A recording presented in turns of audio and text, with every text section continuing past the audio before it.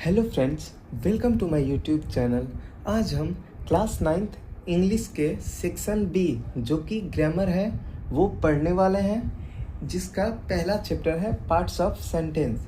तो चलिए बिना देरी किए वीडियो की शुरुआत कर लेते हैं। सबसे पहले पार्ट्स ऑफ सेंटेंस को समझने के लिए हम ये समझ लें कि आखिर अक्षर क्या होता है। इसके लिए अंग्रेजी भाषा की वर्णमालाओं में कुल 26 अक्षर होते हैं। हम सभी को पता है कि अंग्रेजी वर्णमाला में कुल कितने अक्षर होते हैं, तो वो 26 होते हैं, ठीक है, जिन्हें दो भागों में विभाजित किया जाता है।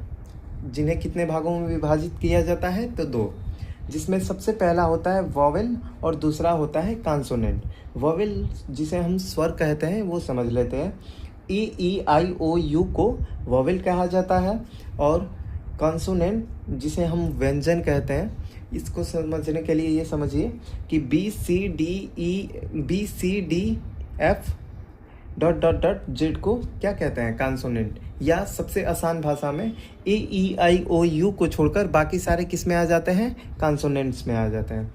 जब हम वॉवेल और कॉन्सोनेंट को कंबाइन करते हैं तो हम ये मान के चलते हैं कि जब वॉवेल और कॉन्सोनेंट को कंबाइन किया जाता है तो उससे जो प्राप्त होता है वो होता है क्या, वर्ड।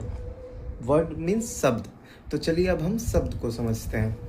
लेटर्स का वह सार्थक समूह जिससे पूर्व भाव प्रकट हो या जो अस्पष्ट अर्थ देता हो शब्द कहलाता है, ठीक है। जैसे इंग्लिश में कहा जाता है a meaningful units of letter. इसका यह अर्थ है अक्षरों का ऐसा समूह जिसका पूरा कुछ ना कुछ अर्थ निकले, क्या कहलाता है, शब्द कहलाता है। जैसे कैट हो गया, टेबल हो गया, चेयर्स हो गया, etc। अब हम ये मानते हैं कि छोटे छोटे शब्दों को जब जोड़ा जाता है तो उससे सेंटेंस प्राप्त होता है। तो चलिए अब हम सेंटेंस को समझ लेते हैं। शब्दों का वह समूह जिससे पूर्व भाव प्रकट होता है उसे सेंटेंस कहते हैं। इंग्लिश में a group of word which make a complete sense is called क्या, सेंटेंस। Is called sentence. आपको पता होगा कि सेंटेंस जो होता है इसका कुछ ना कुछ या पूरा अर्थ निकलना चाहिए, ठीक है। जैसे Ram was writing a letter, मतलब राम पत्र लिख रहा है, ठीक है।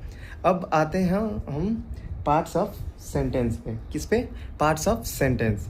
पार्ट्स ऑफ सेंटेंस को दो भागों में बांटा गया है, जिसमें सबसे पहला होता है सब्जेक्ट और दूसरा होता है प्रेडिकेट। सब्जेक्ट किसे कहते हैं, जब हम किसी व्यक्ति या वस्तु का नाम लेते हैं तो उन्हें सब्जेक्ट कहते हैं।